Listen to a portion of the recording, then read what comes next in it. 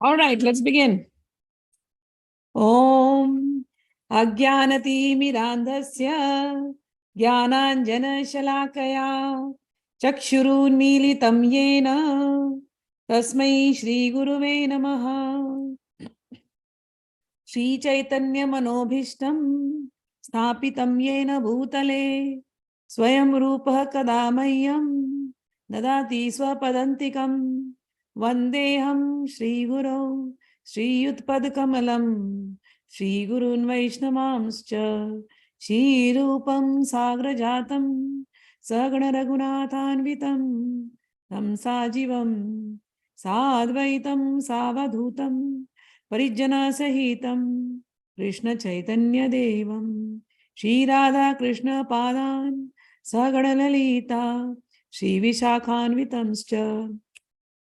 He Krishna Karuna Sindho Dina Bandho Jagatpate Gopesha Gopika Kanta Radha Kanta Namostute Tapta Kanchana Gaurangi Radhe Vrindavaneshwari Vrishabhanu Sute Devi Pranamami Haripriye Vancha Kalpatrubhyascha Kripa Sindhubhya Evacha Patitanam Pavanebhyo Vaishnavebhyo Namo Namaha.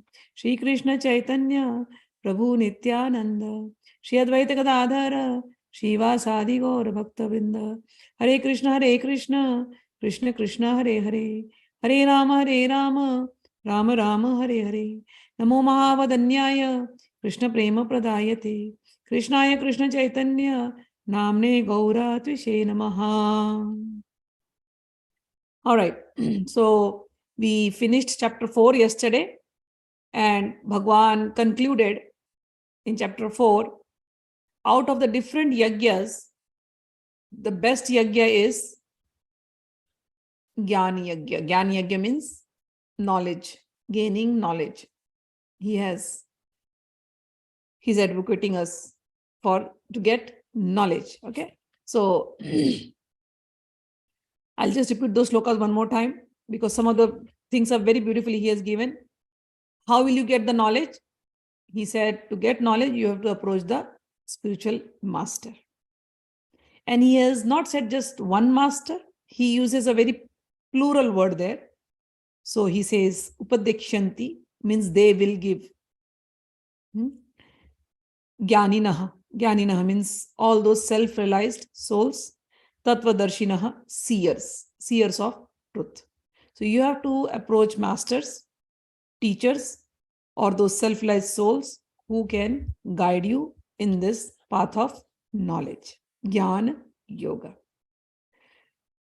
And when you approach them, what should be the attitude of the disciple? In this one shloka, he has given the quality for the guru also, as well as he has given the quality for the disciple also. So the guru has to be tattvadarshi, means he has to know. And so like we were discussing about the qualities of the teachers or the speaker, the quality of the speaker, one of the quality is to be, he has to know many scriptures also. Bahuda bodhana chatura. A guru's quality is Bahuda bodhana chatura, means he knows the scriptures, he knows the tattva, he knows the essence. So if you find a teacher like this, you must approach a teacher like this and they will give you the truth. And what should be the attitude of the disciple? Tadvidhi pranipatena pariprashnena sevya. You should go, pay your obeisances to him, surrender into the gurus, serve the gurus, and humbly, submissively put your questions. So we discussed about this, putting your questions in different ways.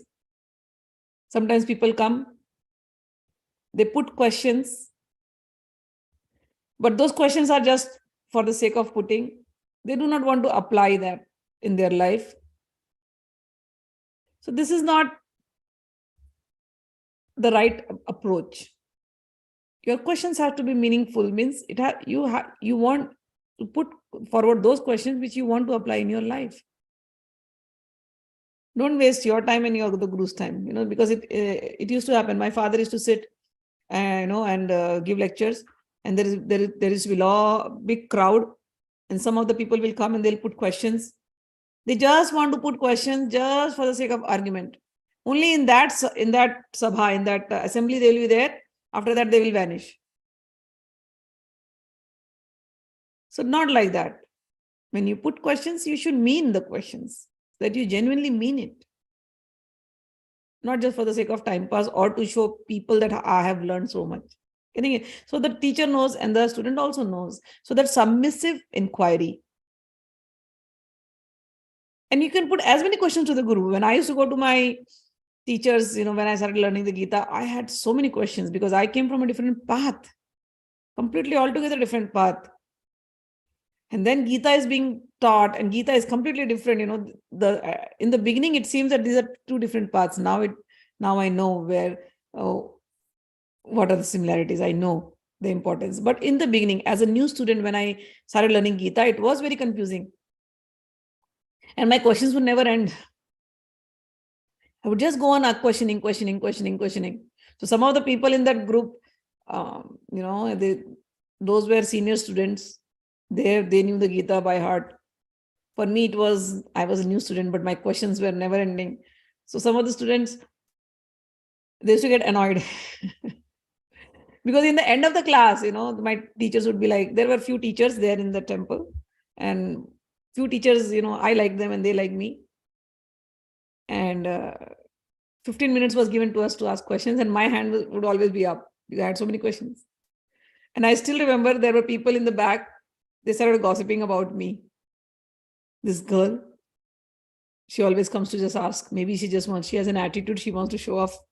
Some people mentioned that also. She wants to show off. And genuinely, I didn't want to show off. I had knowledge. It was not showing off. I had knowledge. But my knowledge was not, it was there, but too many things were there. So it had to come in proper place, right? Everything had to make a logical sense. So I had knowledge from here and there, so much knowledge, but everything had to go logically. And Gita was something different and too much of bhakti in it. So it used to confuse me. Bhakti, I was doing meditation. I was having bhakti, but not the bhakti that was being taught through Gita. We were not there. We could not put into words what bhakti we were experiencing. What Bhagwan later on, when we read the Gita, that words also he gives. He explains very clearly. But in the beginning, as a student, I'm just saying, as a neophyte, when I was there, I had questions and people in the back were commenting, this lady, she will go on asking. She sometimes looks like she just has an attitude. She just wants to show off. But it was not show off. My teacher knew. I felt very nice when during certain classes, time is to be up and, and then he would say, okay, time is up, but I will take your question in the next class and I will answer you. And in the next class, he would remember the questions. He would take time. He would make notes. He would come and he would give those replies to me with the proof from the scriptures. In the beginning, giving those proofs also, my egoistic mind, or maybe there is one word, Vidya Vinay Sampanna. I was not Vidya Vinay Sampanna. Vidya Vinay Sampanna means when you have knowledge, you have to be humble. But what is that humility, complete humility? I was young, probably it was not there. Being submissive, it was not there. I had questions. But I also had the little ego that I know a lot. But my Guru's way of explaining, my Guru's body, the expressions, the work that he did, he would take time out, he would prepare for me, he would come and he would explain. It used to give me joy. I used to come home. So the Guru, his face never would go away from my head. So all answers, he would always be there with me. Bhakti Rasamrit Swami from ISKCON, I'm saying, I learned Gita from him. I always give my credit to him. It was his hand holding in the beginning, because of which I could understand Gita. He was so nice, so nice. So that's what kept me going. So one time it so happened there was a seminar, 10-day seminar on Bhagavad Gita, how to apply it in your life, something like that. So I attended that seminar, and the seminar was from 10 o'clock to 6 o'clock in the evening. And me, my questions would never end. So many questions I would ask. And people, in that organization started, some people didn't like it much. It's okay. Then I came to the US. When I came to the US, I didn't have any connection with them for a long time. Then one day, I think 3 or 4 years later, and those days we didn't have WhatsApp that we can call every day. We only had those phone cards by which we would call, and those phone cards, we have to buy those phone cards with some value, some money in it. And then one call you make, half of the money is gone in something. And then, it was really difficult. We could not contact people in India so easily the way we do it now. We didn't have Facebooks, we didn't have Orkuts, we didn't have all this social media. So I still remember, so 3-4 years later, I called one of my friends who used to go with me to the Gita class, and we were very, very strongly connected to each other because of the Gita. So then she said, you know what, you left to US, but whatever the questions you had asked, they made a CD out of those questions, and they're using all those answers, those questions, and those answers are being now circulated everywhere. So I felt very nice that whatever questions I was asking, for some people, it was very annoying. But for the teachers, they knew the value of those questions. And my teacher told me one thing, I sometimes used to feel very bad, like, why are people talking like this? But my teacher told me one thing: questions show the intelligence of the person. That was his statement to me. Your question shows the intelligence of the person. So don't worry, keep asking. So approaching the Guru, you have to put your questions. You should put your questions. Why? To apply it. And no matter however you are putting the question, the teacher will know this person is serious. This person is not doing time pass. His tone, his attitude, maybe something different. But the person is serious. And that is what the Guru wants to see. So here, tad vidhi pranipatena pariprashnena seva. You serve the Guru. You put the question submissively to the Guru, and the Guru, who is the seer of the truth, who knows this knowledge, will definitely give it to you. So in this one shloka, the quality of a Guru and the quality of a disciple is explained. All right. And why we should know this knowledge? Because once we know this knowledge, all our illusion will be gone. All the delusion will be gone. Why we are stuck in this world, everything, all those things will be washed away. We will know our true self. Why we have come. We are happy beings forever.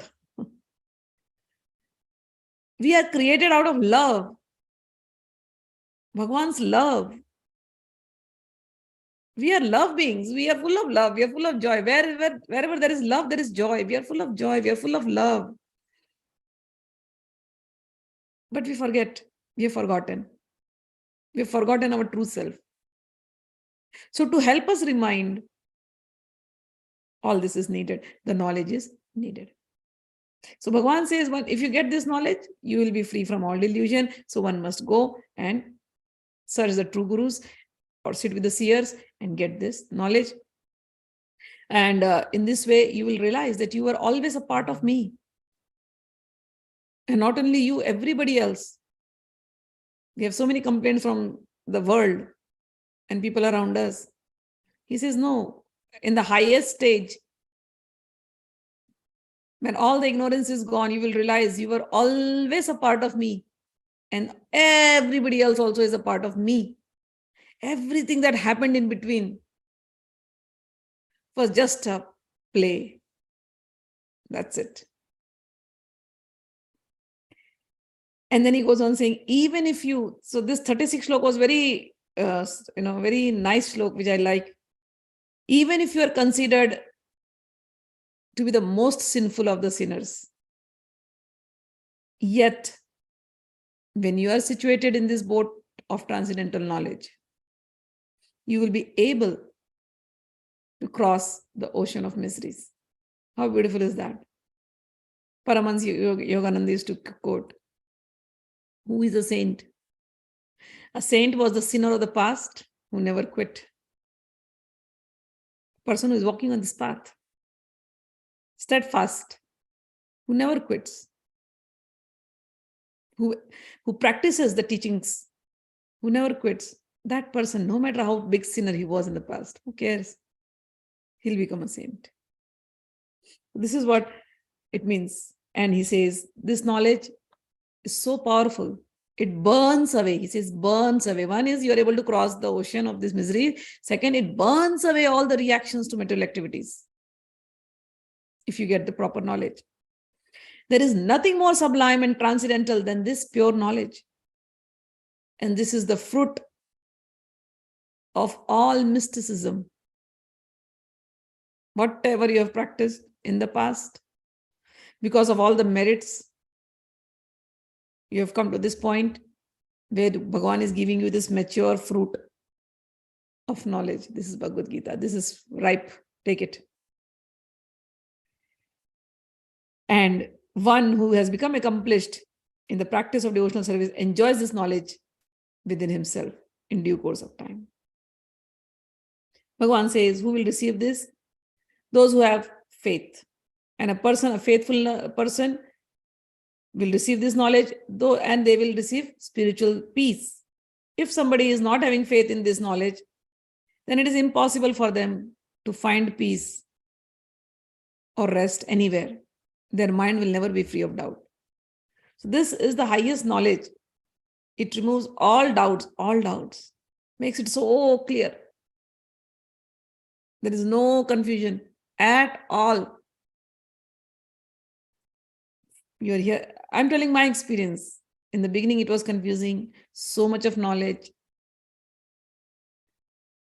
So much of question answer.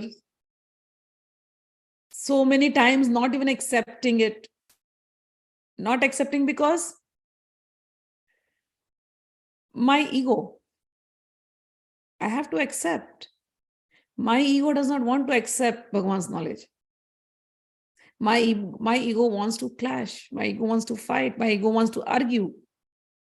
My ego wants to say that whatever I have learned in the past, that only is the right knowledge. My ego does not want to take this new knowledge. From where is this new knowledge coming? Who are these people giving me new knowledge? I don't want my ego. It was my ego which was keeping me away from this knowledge. But, as I told you, my guru's words. If you have heard Krishna Katha, or if you have eaten Krishna Prasadam, Krishna will not leave you. And this is the truth. He never left me. He went on to some person or the other. He knew exactly what kind of situation I would want to accept this knowledge. He knew it. When I will submit, when I will be submissive, Bhagwan knew.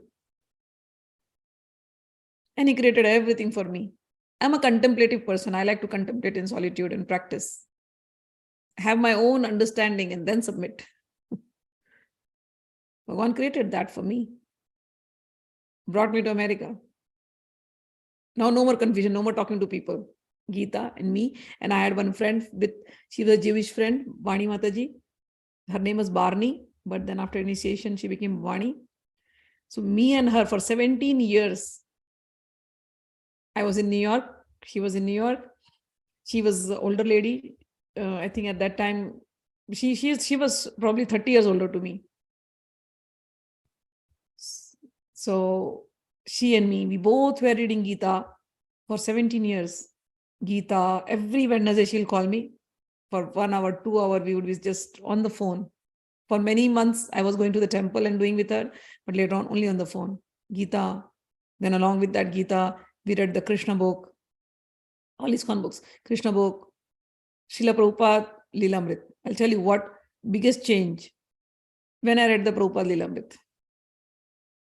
I saw his journey and his truthfulness, his nature.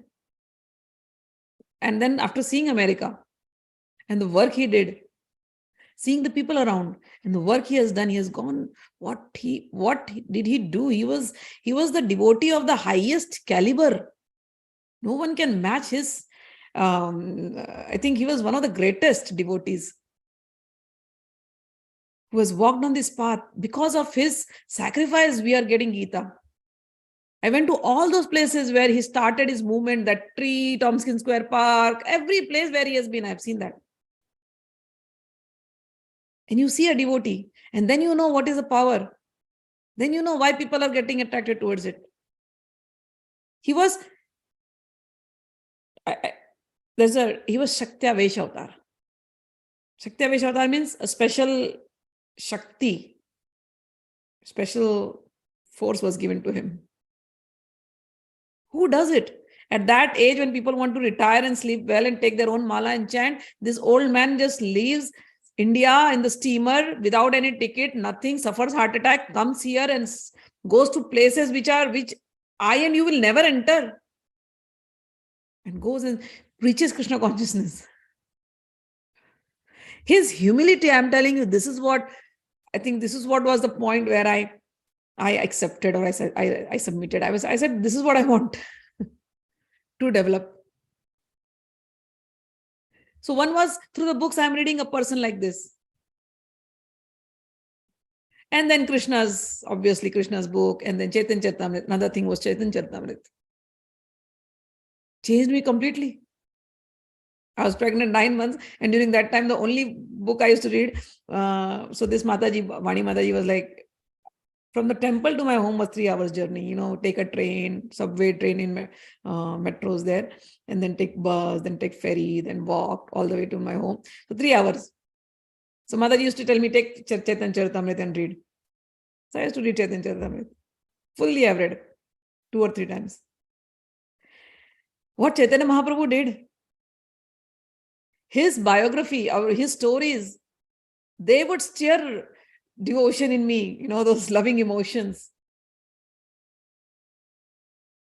How to love Bhagwan. You see from Chaitanya Mahaprabhu's character. So Chaitanya Charitamrita, Srila Prabhupad Leelamirta, all these books I was reading here. And then practicing, and then Krishna, he will not leave because the stories are going on. We are talking about Gita, 17 years together, every week. And with her, then there are people, then very few friends I used to have. I used to call them. We used to sit together and read Gita.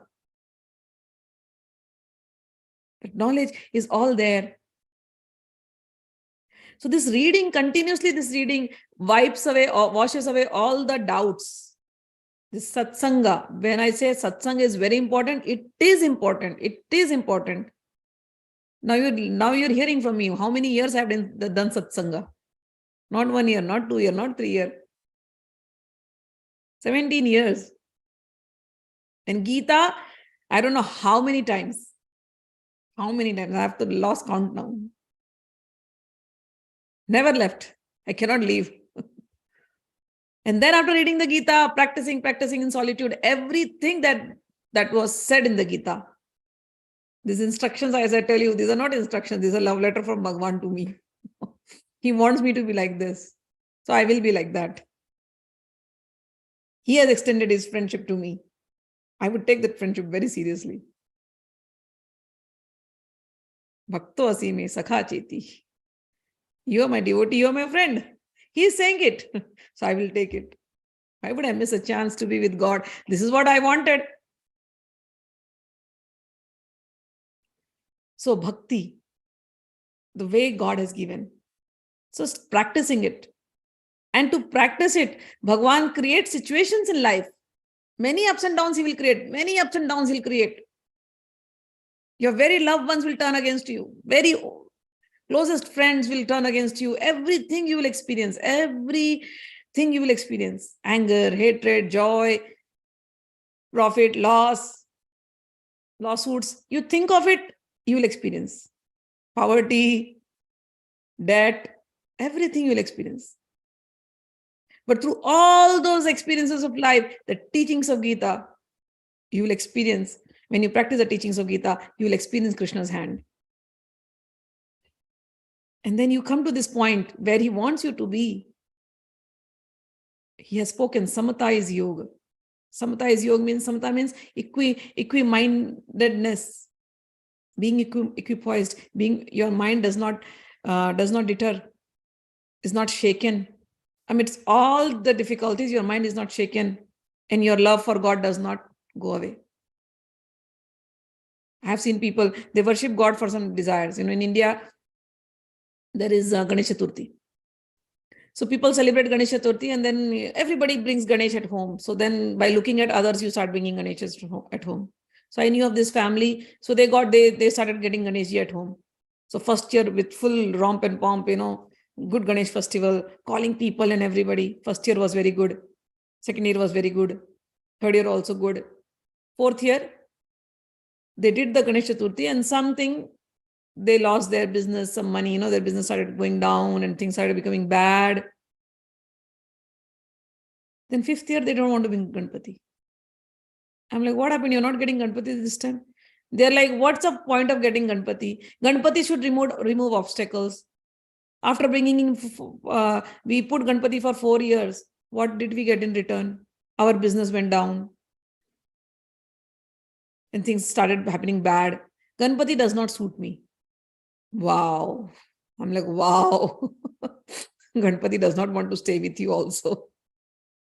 If you have a relation like that with God, if you want to do business with God, God is also very business-minded. Ye yatha mam prapadyante tam sataiva jamyam. So you want to just take away Ganesh. The joy of 4 years that you got, you forgot that in one instance. You got Ganpati, you cried for Ganpati. Oh, it happens when Ganeshji leaves homes, you just want to cry because he's like your member. Those 10 days, it is so nice to have Ganesha at home. He's like your member. 10th day, when he goes away, you want to cry. It happens, you will cry. And for 4 years, he gave you the joy. You had the joy and you forgot. And now you are comparing, what's the use of keeping Ganpati when my business went down? That's how your faith was. That's how your Shraddha is. So there is no samatha in life. Then every form of God, you will test like this and you will leave it. You will go from God to God, God to God. As Bhagwan said, to fulfill their desire, they will worship so many devtas. Bhagwan said, samatha is yogam. Samatha means equi-mindedness. So one has to practice equi-mindedness in everything. Whatever Bhagwan teaches in Gita, one has to practice. Bhagwan will create those situations in life where you have to practice. And that practice, I'll tell you, when I was going through ups and downs, I had one support, my guru, my father, my birth guru. If I was shaken under situations, I would just call him. And he'll remind me one shlok from Gita. Kya padha tha Gita mein? Kya bola Bhagwan ne Gita mein? Only 2-3 things he will tell me. One is from Gita or one is Paramahansa Yogananda. What did he say? And I'm like, yeah, he said that, but it is so difficult. But you practice, you contemplate, you practice and practice. And one day this becomes your habit. It's like driving. So when you're driving in the beginning, you have to see everything, all the mirrors and everything you will see. You will adjust your seat 10 times. You want to practice your brakes and accelerator properly. You want to be practicing very well the GPS, seeing the GPS and seeing the road. In the beginning, you do so much of practice. But later on, it becomes habit. You drive. Then you will do so many things. You will drinking coffee while driving. You will eat while driving. You will look here and there also and drive. You are talking also and driving. But in the beginning, you are so serious. No, talking also. You have to watch every mirror. But now, so yoga, whatever is mentioned in Bhagavad Gita is just like this. You have to practice. You have to practice. Bhagwan said, my guru said, Krishna will not leave you. The way Krishna does not leave you is this. He knows your specific needs. And he is your Chaitya Guru. He will guide you from inside. He will make every situation like this so that you never forget him, so that you practice this and you come back to him. He is your best friend. He's only interested in you. He wants you to come back to him. And that is why when a lot of merits you gather in your life, you are able to hear Gita. Till then, you are like lost in this world. Gita comes to most luckiest people on earth, to the most fortunate ones. So Bhagwan said, one who acts in devotional service, renouncing the fruits of his action, and whose doubts have been destroyed by transcendental knowledge, is situated factually in the self. Thus, he is not bound by the reactions of work, O conqueror of riches. Therefore, the doubts which have arisen in your heart out of ignorance should be slashed by the weapon of knowledge. Armed with yoga, O Bharata, stand and fight. So this was 4th chapter yesterday. Now we are going to go to the 5th chapter. The 5th chapter is Karma Yoga, action in Krishna consciousness, or it is also called as Karma Sanyas Yoga. Arjuna is asking, first shloka, Arjuna vacha Sanyasam karmanam Krishna Punaryogam cha sanshasi yachaya etayorekam tanme bruhi sunischitam. Arjuna said, O Krishna, first of all, you ask me to renounce the work. And then you again recommend me to work in devotion. Now will you kindly tell me which of the two is more beneficial? So Bhagwan in chapter 3 was giving importance to karma, right? Surrender your karma to me, do it as a yajna. And by the time he came to 4th chapter, so 3rd chapter, full focus on you have to work and surrender to me. 4th chapter is like, okay, better than all these things is you must acquire knowledge, you must practice Gyan Yoga. So now he's asking, Arjuna is asking, I understood, you are giving importance to both. But which one is better? Out of this, which one should I go? I'll make it very clear again, I simplified. Bhagwan has only told two ways. Sankhya Yoga and Bhakti Yoga, that's all. So Arjun's simple question is, which one is more beneficial? You are equally praising both of them. Which one is more beneficial? Through Sankhya Yoga or through Jnana, through knowledge, you say that I must renounce the work and practice Sankhya. But at the same time, through Karma Yoga, you are telling, no, you should work in devotion with me. So which one should I follow? Which is more beneficial? Can you tell me? So by now, I hope you understood what is Sankhya Yoga and I hope you understood what is Bhakti Yoga. The Sankhya Yogi is a Gyani Yogi. He focuses only on Atma. He does not believe in anything else. To him, God, he does not say God's other name also. For him, God's name is only Atma, Paramatma, Brahma. That's the 3 names he will use. A yogi, a Gyani is a person who will focus on Brahma. Brahma means superconscious energy. He does not want to fall for any forms of God. That one energy or one somebody who is unseen is managing everything. I will only focus on that. That's all. He will focus on the tattva. Tattva means the elements. He will first he'll see this body. Somebody may question, oh, you don't focus on form. Then what is this body? Your body is also form. He'll say, no, body is not a form. Body is made out of 25 things, including my heart. That's all. What are those 25 things? He'll say, oh, this body is gross matter. Matter is made up of 5 elements. Oh, then what about your internal body? Internal body is made up of consciousness. And what about that? Oh, the pure consciousness. What about the karma? He'll explain in a different way. He'll say, no. What form are you talking? There is no form. I have gone beyond the forms. He will talk like this. I am pure soul. Everything, whatever you see is pure consciousness. Whatever is there, that it's a play of that energy. Whatever you see is just 5 elements. Whatever the games is happening, it's all just it's just a facade. It is just an illusion. Brahma Satyam Jagat Mithya. So Gyani, Sankhya Yogi will always believe in this. His only statement, his only mantra. He's not going to go to another temple and put ghanti and all those things and puja and all agarbatti. He will not do that. He does not want to do that. He will only focus on this statement. This is his mantra. Aham brahmasmi, soham. Ayam atmanam brahma, pragyanam brahma. This atma is brahma, pragyanam, my knowledge is brahma. I am that, tattvamasi. These are all the statements he will focus on. He will not do any ritualistic worship or anything. He's not interested in that. But again, when you are following the path of Sankhya, just don't be just for the sake of talking or no. You have to really be in that bhava, in that state of mind, always. Because when you are in that state of mind, you'll be a different person.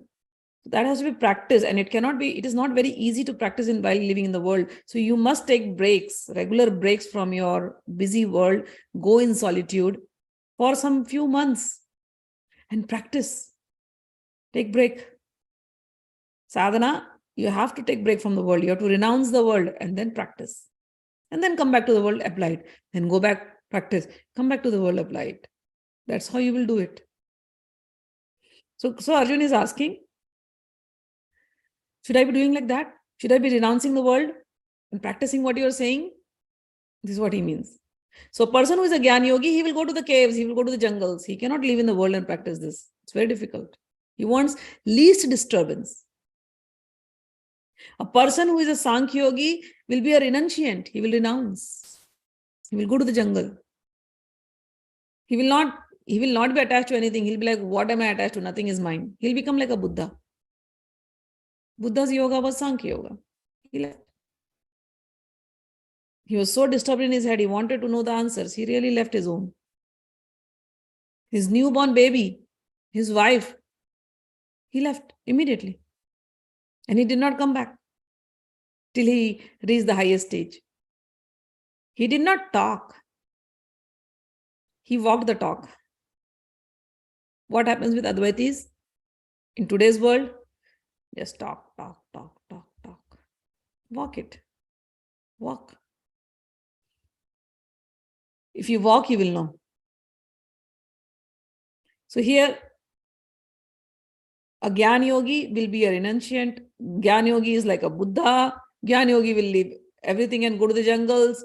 In solitude, he will practice. He will know that the whole thing is just a game, it's just a play. It is all a facade.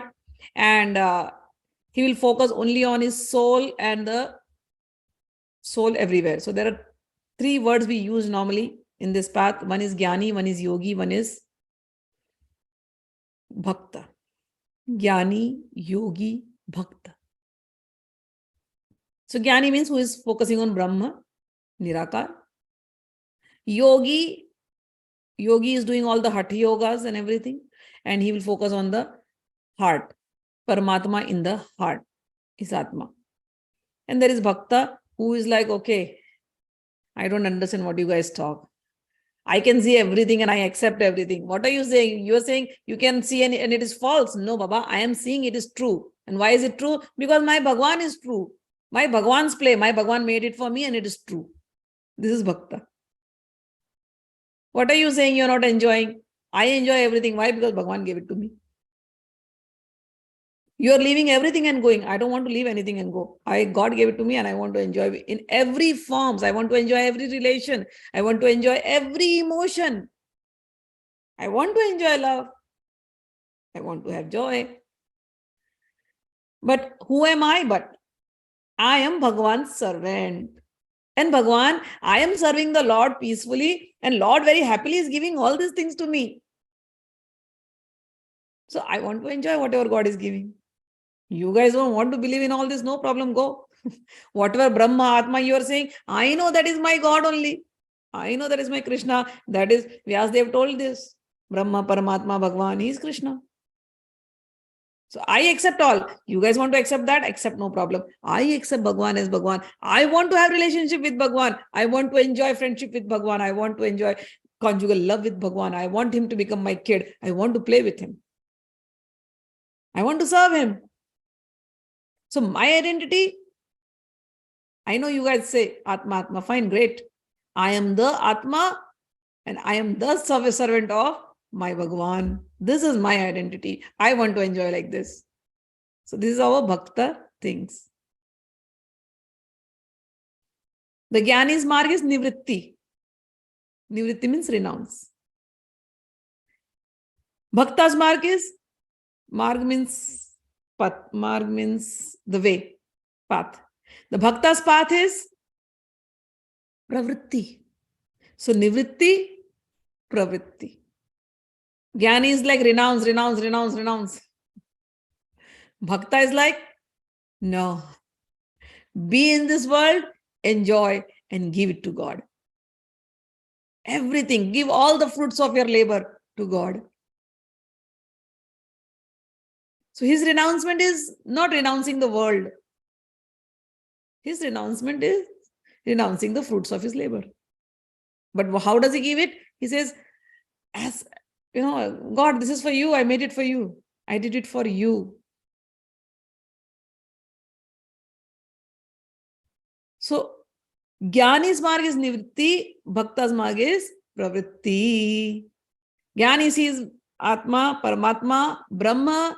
Bhakta will see Bhagwan in Atma, Bhagwan in Paramatma, Bhagwan in everything.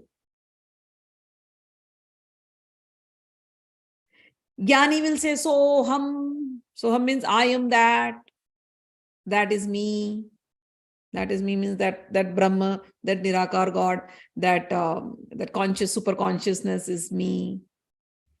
Soham. The Bhakta says Dasoham. I am the servant of that whom you are saying. So he says, I am that. Gyani says, I am that. Means I am Brahma. I am Bhagwan's. I am that super conscious energy. Bhakta says, I am Dasoham. I am servant of that whom you are referring. Gyani says, I am always forever that. That means that energy, Brahma. Bhakta says, I am also saying, I am forever the servant of the servant of the servant of that whom you are saying. That's the only difference. There's only difference. Both are enjoying in their own way. So Arjun's question comes now. Which one should I follow? Which is right? Should I follow the nivritti? Should I follow the pravritti? Should I renounce everything and go right now? Or should I fight with devotion towards you? Which is right? What should I do? Out of this, which one would you suggest? You have now be very clear with your answer. Bhagwan says, Bhagwan's answer. Sanyasa karma yogascha nisheyash taravubhau. The personality of Godhead replied, the renunciation of work and work in devotion. Both are good for liberation. Both are good for liberation. But of the two, work in devotional service is better than the renunciation of work. Work in devotional service is better than the renunciation of work. Got it? This is Bhagwan's answer. And then he goes on saying, Geya sa nitya sanyasi yona dveshti na kankshati nidvando hi mahabhaho sukham bandhat pramuchyate. He says, one who neither hates. This word grina, hates means grina, dveshti. It will be used many times, okay? One who neither hates nor desires the fruits of his activities is known to be always renounced. Such a person free from all dualities, easily overcomes material bondage, and is completely liberated, O mighty armed Arjuna. So Bhagwan goes on saying, so Arjuna has asked, remember the question, okay? Don't forget the question. Question was, should I renounce or should I work in devotion? Which one should I do? Bhagwan says you should work in devotion. That is better than just renouncing. This is Bhagwan's answer. You should work in devotion. It is better than just renouncing. And with what attitude? You should not harbor any hatred, nor should you, and you should not desire any fruits of liberation. And if you live like this in the world itself, whatever you're doing it for the service of God. You're not doing anything for yourself. Then you're actually renounced. You don't have to run away from your home. You don't have to actually renounce the world. Because what is the point if you don't develop that attitude? So this is the attitude that you have to develop. He says, ajïäna-nitya sannyasi yona dveshti na kankshati, the one who does not hate. Hate means not the other person. Hating the world. We hate the world, right? People get so irritated. Oh, this world, I'm tired of my family, I'm tired of my people, they don't understand me, I want to run away. This is hate. Where are you running away from? Whom are you running away from? Wherever you go, you will find people like that only. So you say, I hate this, I hate that, I hate that, I hate that. But actually the hatred is inside you. You hate yourself. And let me tell you, you're not liking your existence. You're trying to find that peaceful state of mind. And then your hatred you are projecting on others and you think this person is not nice, that person is not nice, this is not good, that is not good. The reality is your heart is filled with not good vibes. That's all. That is why you are finding the world like that. You are trying to run away from people, but actually you're trying to run away from your bad self. That is the reality. Gita teaches us to remove that hatred for everything. Your deep-rooted hatred, you must remove. Everything is good. Everybody is good. Fill your heart with loving vibrations, vibrations of goodness. Get into the mode of goodness. If you love yourself, you will love everybody else. And if you don't love yourself fully, you will hate everybody else. If you are irritated by yourself, you will be irritated by everybody. We say that, right? And if you are at peace, you see, if you are at peace and if you see somebody irritated, you know whose mistake. So this is what Bhagwan is saying. Ajïäna-nitya sannyasi. A sannyasi is a person who has no hatred for anything in this world. He does not hate the world. Whatever is there is good. And he does not have any desires. Na kankshati. He does not have any desire. He renounces hatred and desires. He is nirdvando. He has no dualities in his head. As I told you, no good or bad. Everybody is good. I think yesterday I gave this example. I was seeing National Geographic and this lioness attacking a deer. At that moment, I'm seeing, oh, the lioness is attacking the deer. So bad, so bad, so bad. What is this nature? This deer, poor deer. The lioness just attacked. What did the deer do? Why should the system be there? So at that moment, I'm hating that scene. And then the scene changes. The lioness just drags this deer and goes and feeds its cubs. And the cubs, they're loving the mother, and how the cubs love, they'll take their tongue out and they'll kiss. And the mother is also very happy seeing the cubs eating the deer. At that moment, I'm saying, oh my God, so cute. The mother and the cubs. Just few seconds ago, I was like, what a lioness, what cruel, how cruel. In the next moment, I'm like, oh, so cute. So what should I hate and what should I love? This is just a play.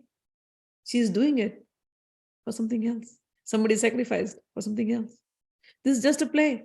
What should I hate? What should I love? And this is what is happening everywhere. People whom you hate are loved by somebody else. It's everywhere. A Gyani, Bhagwan says, a sannyasi rises above all this, rises above dualities. Somebody's loss is somebody's gain. If the market falls, some people literally wait for the market to fall. At that time, they'll invest money in stocks and gold and everything and real estate. So for some people, economy going down is a lottery. And for some people, it is very bad. For the person who has a lottery, because he had the knowledge of the system, of the market. So for him, it is good. The person who has knowledge, it is good. The person who does not have knowledge, he'll be stuck. So everywhere, even to survive in the world, we have to have knowledge. So Bhagwan focuses on knowledge. And Bhagwan says, mere renouncing does not help you. Be knowledgeable. What you have to renounce. You have to renounce your hatred towards everything, seeds of hatred. And you have to renounce the seeds of desires, and you have to rise above the dualities of life. Nirdvando hi mahabaho sukham bandhat pramuchyate. Such a person, he says, will easily overcome the material bondage, and he is completely liberated. O mighty armed Arjuna. And then because question was, which one is better? Sankhya Yoga is better or Karma Yoga is better? Tell me that. Worshipping the Nirakar is better or worshipping the Sakar, the form or formlessness? People fight on all this. But the Advait is better or the Dvait is better? They don't understand what Dvait is. They think Murti Puja, idol worship is only Dvait. Their mind is so limited in their thoughts. Dvait means rising above these worldly dualities.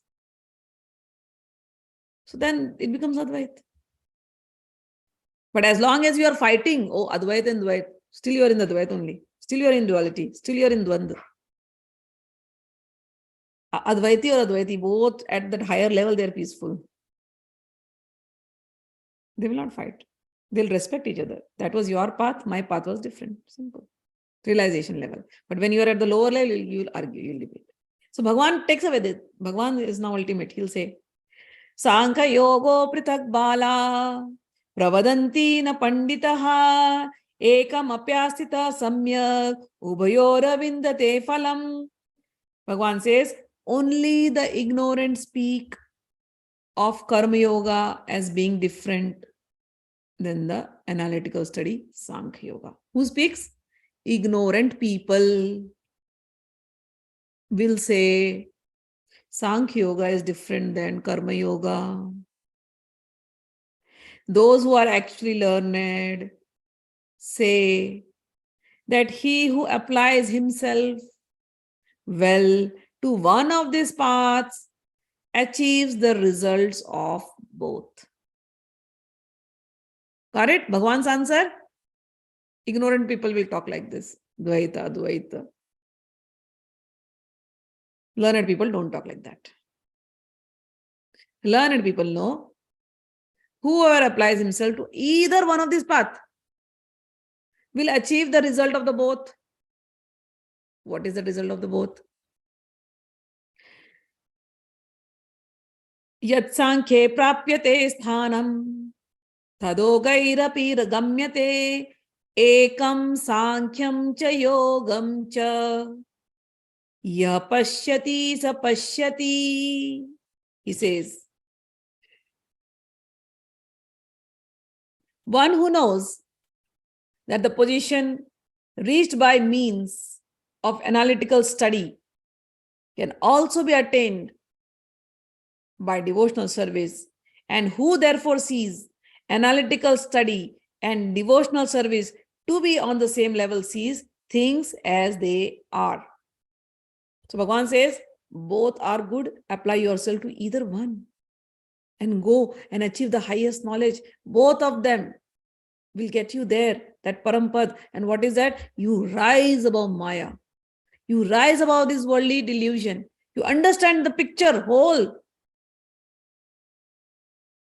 Either through Karma Yoga or through Sankhya Yoga. As long as you're debating, you're still not understood it.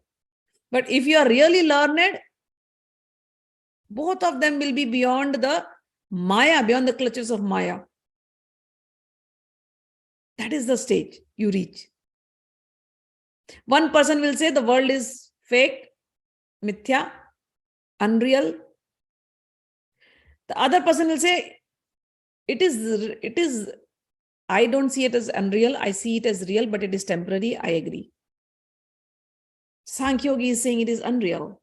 This guy is saying it is real, it is temporary, it is coming, it is going, that's all. Sankhya Yogi is not attached to the body, and whatever actions he is doing, he is not a doer, he is not attached to anything. Bhakti Yogi, Karma Yogi, he is also not attached to his body. He says, this body Bhagwan gave me. I'll make use of this body to serve Bhagwan, to serve the world. I will live in this world, serve the world for Bhagwan's happiness, not for me. I am Bhagwan's servant. I am part and parcel of Bhagwan. That's all.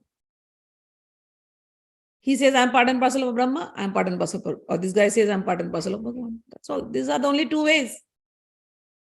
So both of them have gone beyond myself.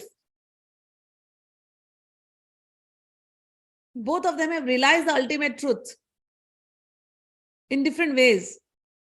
He is also saying unreal, he is saying real but temporary, but belongs to God. That's all.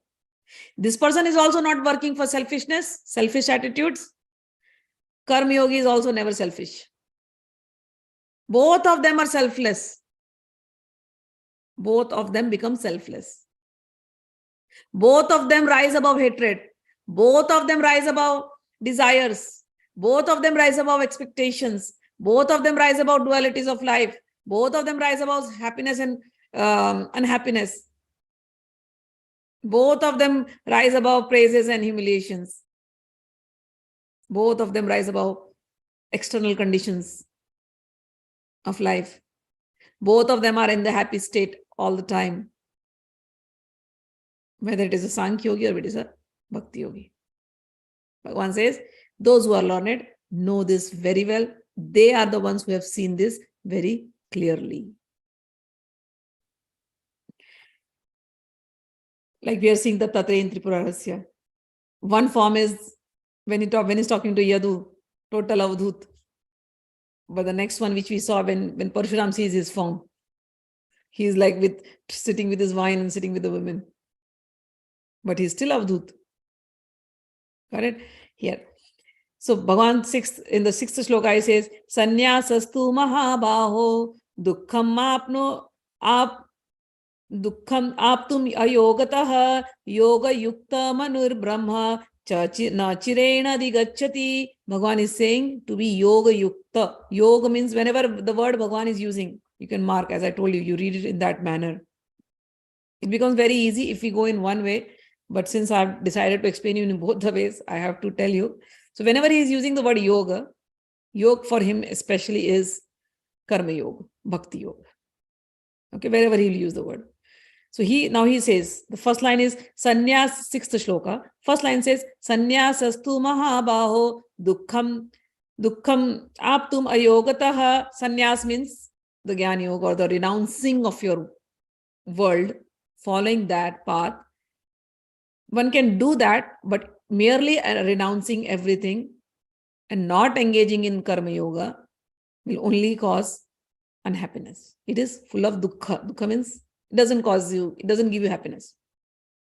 Yoga yukto munir brahma chirena-di-gacchati. But a thoughtful person who is a yogi, who is engaged in devotional service, can achieve the supreme without delay. So Bhagwan is now slowly is coming to that point. Both are good. Both will take you to that position where you will rise above dualities, fear and everything. But If you just renounce the world and you are not into yoga, then you can't achieve the supreme. And who is a person who is yoga yukta? He says a yoga yukta means a person who is karma yogi, who is living in this world also, who is living in the world and who is serving everybody. How is his quality? Or even if a Sankhya yogi, if a true Sankhya yogi is there, what are his qualities? Yoga yukto vishuddhatma, vijitatma jitendriyaha, sarva bhutatma bhutatma, kakurvannapi na lipyate. A person who is in yoga, who is doing karma yoga, he says, who works in devotion, who is a pure soul, vishuddhatma. He is pure soul. Who controls his mind and senses. He is dear to everyone. And everyone is dear to him. Though always working, such a man is never entangled. So even if somebody is a Gyani, Sankhya yogi, he is also, because he has no hatred towards anybody. First thing, the hatred is gone. Bhagwan mentioned, first thing, hatred. Get over your hatred. Get over your ego. Get over your dualities. When there is no hatred in the heart, then the heart is filled with love. This is your real form. Your real form is love. You're meant to love. You're in state of unrest because you're not filling your heart with love. Love everyone. Love everyone without attachment. This is not a man-woman love. Oh, love means, okay, now I'll go. No. Pure love, pure love. Pure love does not need any relationship. Pure love is pure love. There is no definition for love. प्यार को प्यार ही रहने दो, कोई नाम ना दो. There is no boundaries in love. And you are love beings. You are pure love. You are Bhagwan's extension. Bhagwan is love. You are love.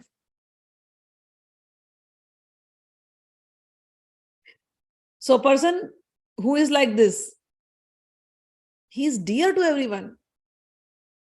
And everyone is dear to him. Because he has removed the hatred. He does not hate the world anymore. Everything is beautiful. Why? Because Bhagwan made it and Bhagwan is beautiful. So the world is beautiful. There is no hatred. Such a man, even though he's working, he's never entangled. Getting it so easy, right? Never entangled. This is what you want. And then 8th and 9th shloka. Naiva kinchit karomiti yukto manyeta tattvavit pashyan shrunan sprishan jingran ashnan gachan swapan swashan pralapan visrajan grihnam unmisham nimishannapi indriyam indriyanim indriyartheshu vartana iti dharayan. Now he goes on saying, so that the person who knows this, tattvavit, the word here uses tattvavit, the person who is meditating on the nirakar or like the yogi who is meditating on in the heart, both of them, their state of mind, how is that? They know that this body is performing what it has to perform. Every organ will perform everything for itself. I am not the doer. I am just a soul. I am the witness of this body. So a person in this divine consciousness, how is he? Although he's engaged in seeing, he's seeing everything. But he's detached. It's like when you're walking, you go for a walk, you see so many scenery. But the scenery just passes by. You don't take anything in your mind. And sometimes if you're lost in your own thought, then even if somebody whom you know comes in front of you, but you will not recognize because you're lost so much in your thought. And then if they knock you, you're like, yeah, I'm sorry, I saw you, but I was lost in my thought. It happens, right? So a person who is in this divine consciousness, he's like this. He's seeing, but he's not attached to the seeing. He will see a woman, but no thoughts will come in him. A person who is not on this consciousness, he'll see a woman and so many thoughts can go, lusty thoughts. If a person is lusty thoughts will come.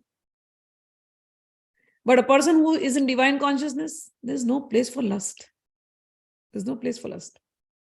He will see, even after seeing, he's not seeing. There's no place for getting attracted. He's seeing just for the sake of seeing, because the eyes have the function to see. So the eyes are seeing. The ears have the function to hear. He may sit in the world and people may gossip around him. But that gossip does not, it is just coming here. It doesn't go here. It doesn't go here at all. He'll forget. He has practiced so much, he cannot remember worldly talks. He cannot. Even though he's in the world. So ears are doing the function of hearing. Eyes are doing the function of seeing. Touching. The skin is doing the function of touching. The nose is doing the function of smelling. Mouth is doing the function of eating. Legs and hands, they are doing the function of moving. And when you are sleeping, the body is doing the function of sleeping, breathing. And that person always knows within himself that he is not doing anything. These are the bodily functions. They are happening by themselves. Because while speaking, evacuating, receiving, or opening or closing his eyes, he always knows that only the material senses are engaged with their objects and that he's aloof from them. So this is practice. This is practice. Practice. Not theory. Practice. When you practice, you will know what this is. You have to walk. Then Bhagwan says, Brahmanadhyaya karmani sangam tyaktva karoti yaha lipyatena sapapena padmapatra ivambhasa. So in this 8th or 9th shloka, he has described the Sankhya Yogi very clearly. Okay, very clearly. This is the Sankhya Yogi's situation, 8th or 9th. Again, 10th shloka, he comes to Bhakti Yoga. He says, 10th shloka, he says, one who performs his duty, being in the world, performing your duty. One who performs his duty without attachment, surrendering the results unto the Supreme Lord, is unaffected by sinful actions as a lotus leaf is untouched by water. So 8th and 9th was Sankhya Yoga, 10th is Bhakti Yoga. Bhagwan says, surrendering to the Lord all your activities, that person is also untouched by any sinful action, just like the lotus leaf is untouched by water. And what is the way of bhakta? Kayena-manasa, 11th shloka. Kayena-manasa buddhya kaivaler indrerapi yoginah karma kurvanti changam tyaktva atma shuddhaye. So here he is, in the 11th shloka, he has used the word yoginah. So yoginah again here is bhakta. He says, what does a bhakta do? The yogis abandoning attachment with body, mind, intelligence, and even with the senses, only they act only for the purpose of purification. So, kayena means bodily actions, manasa with the mind, buddhi with their intelligence, with their sensory organs, whatever they are doing, they're doing it as a duty and they're only doing it for their purification. That's their only thing, nothing else. All right. And then by doing this, what happens? By going on this path of bhakti, he says, yukta karma phalam tyaktva shantim prapnoti naishtikim ayukta karma karena phale sakto nibadhyate. So here he says, the steadily devoted soul attains unadulterated peace. He will get what? Shantim apnoti. He will get peace. What kind of peace? Naishtikim. Naishtikim means permanent, unflinching. He gets unflinching peace. Nishtha. He gets nishtha. And then yukta karma phalam tyaktva shanti apnoti naishtikim ayukta kama karena phale sakto nibadhyate. And then he goes on. He's saying, whereas a person who is not in yoga, not doing work like this, he will not get the peace. So, and who is greedy for the fruits of his labor becomes entangled. This is what he's saying. So, when we are walking on the path, Our mind, our intelligence, our body, our sensory organs, everything has to be yoga yukta. Yoga yukta means joined with God, means always in yoga, means with Bhagwan. In the thoughts of Bhagwan, we should work, just like Raja Ambrish.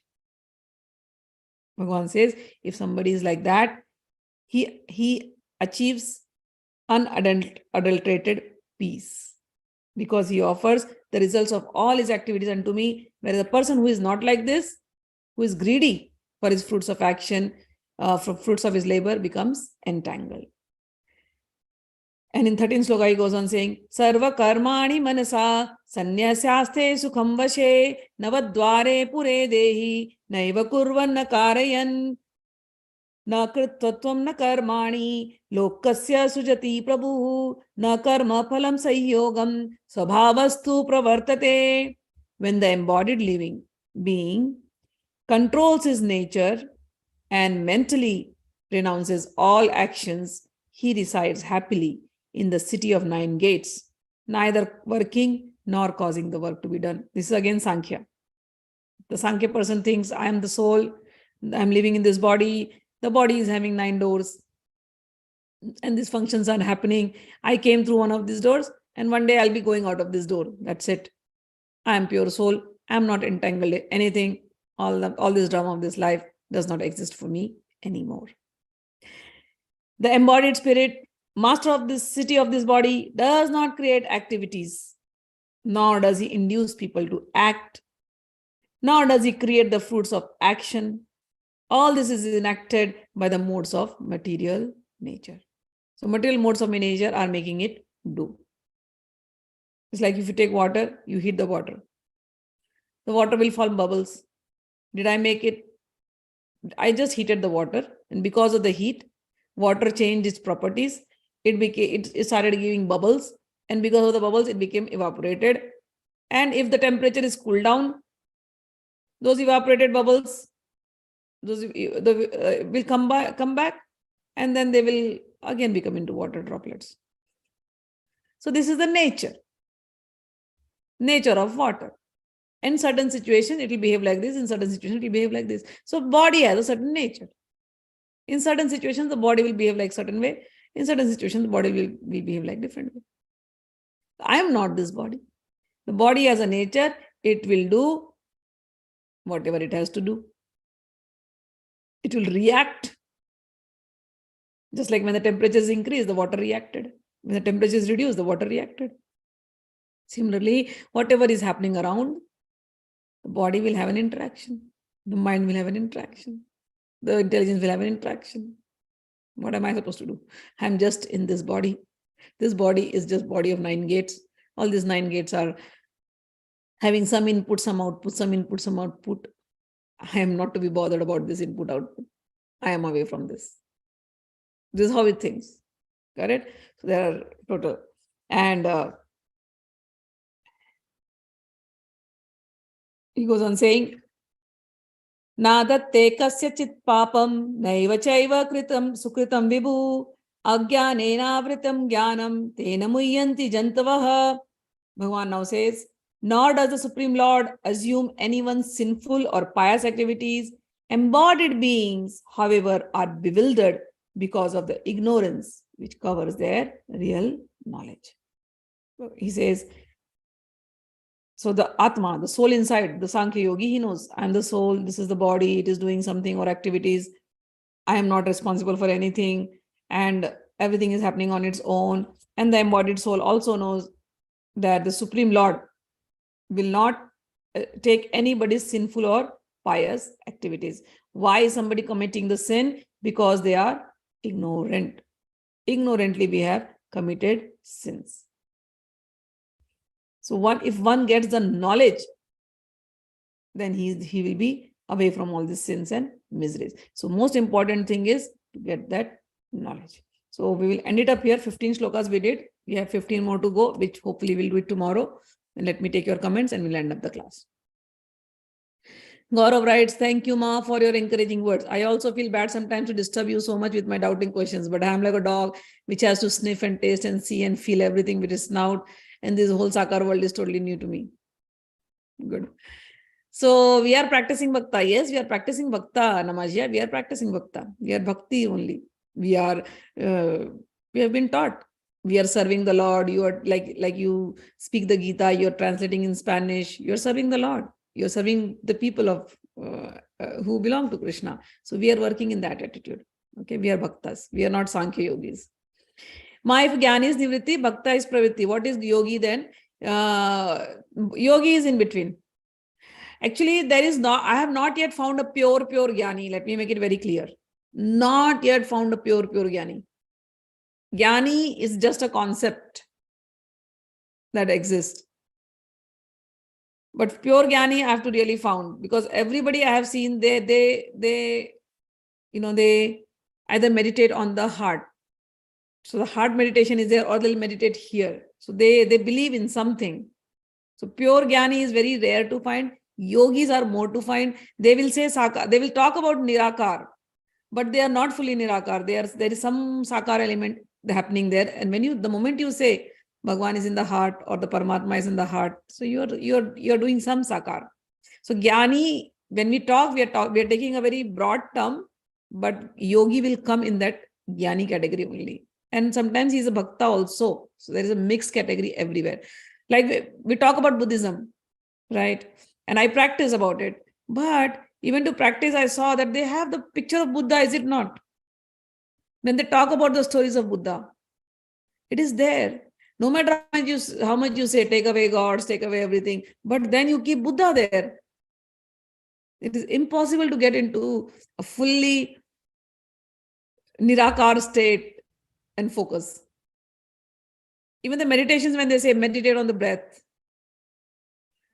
or meditate on the sensations, something we are taking, that we are holding ourselves in the body only, right? So the body has an akar.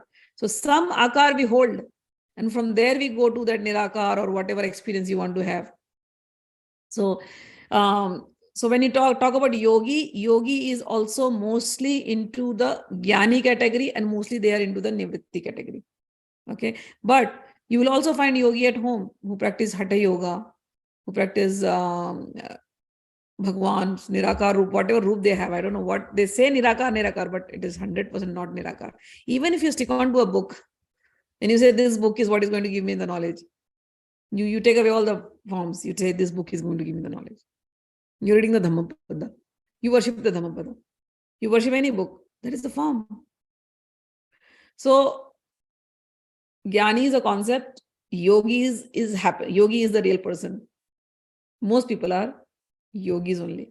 Nivritti Marg and Pravritti Marg is exactly, Nivritti means renouncing, becoming a sadhu. Nivritti means nivritt ho gaye, kaam se hum nivritt ho gaye, retired from the world. Then a kaam se nivritti ho gayi. So retired from the world. Pravritti means those who are living in the world, not retired from the world, living in the world and doing the work. So Gyani, yogi is in between. He will live in the world, but internally he has renounced the world. Bhakta, he does not make an announcement like I have renounced the world. Bhakta is always very clear. I like God. I like whatever God has given me. I like God's world. I will serve God's world. He's very open. Okay, he does not talk anything else. I hope that makes clear. So yogis are mostly Gyanis only. Okay. Any more questions or we end? All right. No more questions, just unmute it. Hopefully, okay. Once Kritika has something. Shankaracharya philosophy of Advaita, but he has wrote a lot of books or poems for Devi, Shiva and Vishnu. Then does he follow Dvaita philosophy? That's what I'm going to explain, Kritika. People misunderstand Dvaita. Dvaita means duality. When you have doubts in your head, you are in a duality. That is Dvaita. When you are experiencing sukha and dukkha, sadness and happiness, you are in duality. When you're experiencing all these dual things of life, that is when you are experiencing yourself as a human, you are experiencing in this body, you're in Dvaita, still Dvaita. So what is happening is people are thinking Dvaita means Murti Puja, means worshipping the form or not the form. That is not Dvaita. That is not topic at all. If you are realizing yourself with your body, you are in still Dvaita. If your mind is in question-answer sessions, it is still in Dvaita. If there are doubts arising in your head, you are still in Dvaita. When all the doubts get cleared, you experience God. And God can be experienced in three ways. Brahma is the Brahma Roop, Paramatma Roop, and Bhagwan Roop. Brahma Roop is the superconscious place, where, which is called Nirvana, what Buddha spoke about. Nirvana is a state where you understand you are a light being. Your soul is a light being. You're not this body. You're a soul. You're a light being. You are being made up of pure joy. You're joy being. You're being made up of pure love. This is you. You're being, you're pure. You're always pure. You're always sublime. You were never this body by which you experienced so many things. It was just like a dream. When you experience your soul at that moment, all dualities are gone. All Dvaita. Dvaita means two things. All dualities are gone. In your soul level, when you experience this, that experience is called Advaita. You are one with this whole cosmos. This cosmos was created out of love. Everything. Every being whom you hated in bodily form, every being is made up of that love. That same spark which is in me is in every being. I hated that body, but that body, inside that body is the same spark as it is in me. I am love. That person is also love. The other person is also love. Everywhere it's only love. Love and joy and happiness. Everybody is just light being. That experience is Advaita. Theory is not. That experience is Advaita.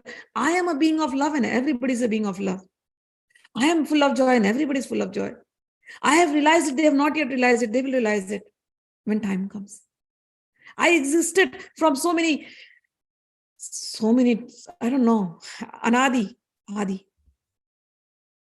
The same spirit spark is everywhere. Every body also that you start seeing, this body is nothing made up of atoms, so many atoms in seconds, trillions of atoms being born, trillions of atoms being dying. This body is nothing but full of energy going up and down, coursing. And everybody's body is the same. Whom I was thinking is a man, is a woman, is an animal, is a tree, is a mountain, everything is just made up of atoms. That realization is Advaita, not the theory. That realization is Advaita. And after that realization, you come back to this body. Yes, this body also exists. And now I'm seeing different forms in their own ways. This is Dvaita. If this human being is also a form, then the murti made in the temple is also a form. There is no difference between this human being and that murti in the temple, because that murti is made out of the 5 elements. Prithvi Tattva, clay. Murti in the mandir is made out of clay, water, fire, sky, air. So this human body is also made up of the same thing. So Dvaita is existing. When Shankaracharya speaks from experience. And why he gave this, the question I have given this answer to so many times.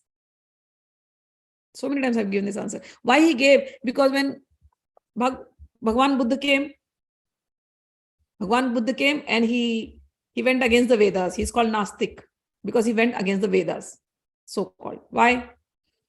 Because Vedas were propagating rituals where animal killing was allowed. And this is never given in our Vedas. It is not given at all. People have understood it wrongly. And wrong things were happening. So Gautam Buddha went against all that, and Gautam Buddha came to the point of realization. Did Gautam Buddha not worship forms? We cannot be sure of that. He was a realized soul. If Buddhism didn't have form, then what is Tibetan Buddhism doing and what is Bhutanese Buddhism doing? They all have forms. Tara, Bhagavati Tara in Tantric, that was worshipped by Gautam Buddha. So, Buddhism, when he spoke of, Lord Buddha spoke of Nirvana, he went against the Vedas and he gave the theory of Atma as Anatma. At that point, there is no word to describe it. Anatma, he said, and then he went into another words. He brought out words. Attakalap was his word. He gave it. And so everybody got so inspired by Buddhism that they all started becoming beggars, bhikkhu bano. And they started taking the begging bowl and going from home to home begging. And then Shankaracharya came and Shankaracharya said, what is happening? All these youngsters, such super talented people, if everybody becomes a bhikkhu, how will the world run? This was not taught by the Vedas. And what nirvana he has given, people are just running after words, anatma, right? I will give you more definitions. He gave atma, anatma, paramatma, paratma. Shankaracharya said, in those times, the one who debates and who wins the debate, he gets a lot of followers. Shankaracharya says, you guys are, lost with that one fancy word anatma. I'll give you 4 more definitions and it is all coming from the Vedas. See.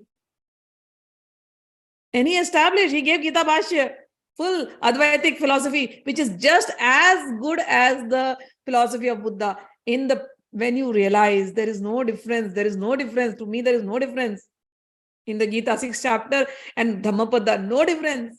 Till now, whatever Bhagwan has spoken and what Buddha spoke, no difference.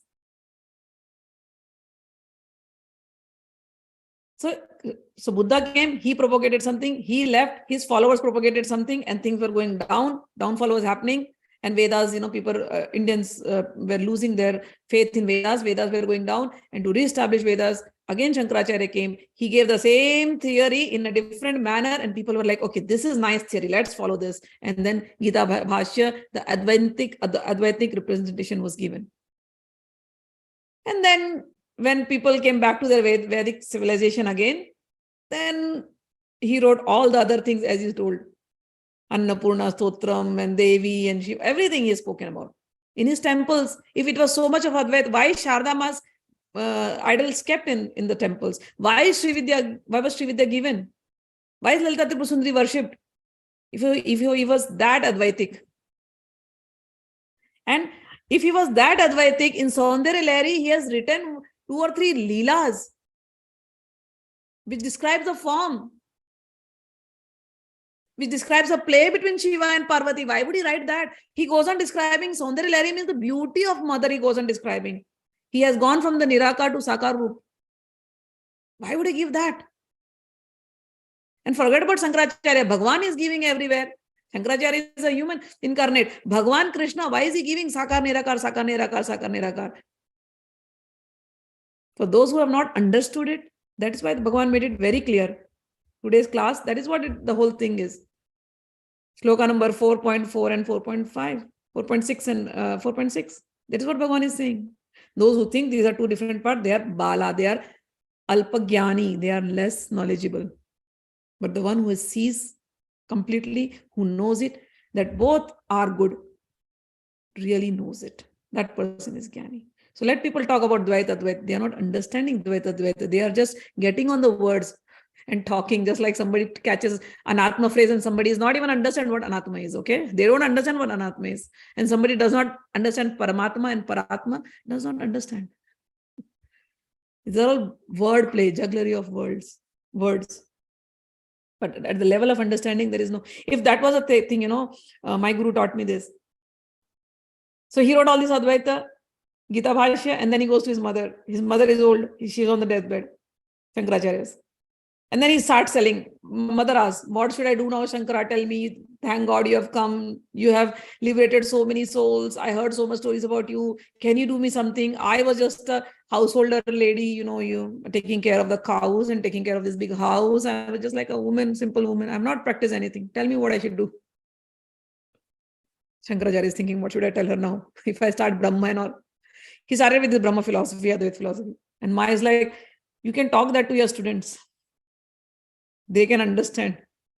I am Alpa Buddhi. I don't have such big brains to understand your Advaita Bhashya and Gita Bhashya. I don't understand. Give me a simple thing. Then he writes, Bhaj Govindam, Bhaj Govindam, Govindam Bhaj Mudamate. Samprapte sannihite kale, nahi nahi rakshati dukrina karne. At the time of death, at the time of annihilation, all your logic. Dukrin karne means the grammar of Sanskrit. Grammar of Sanskrit, why is he using that word? It has another meaning, deeper meaning.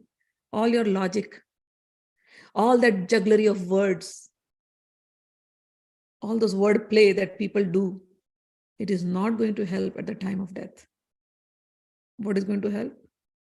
Bhaj Govindam, Bhaj Govindam, Govindam Bhaj Mudamate.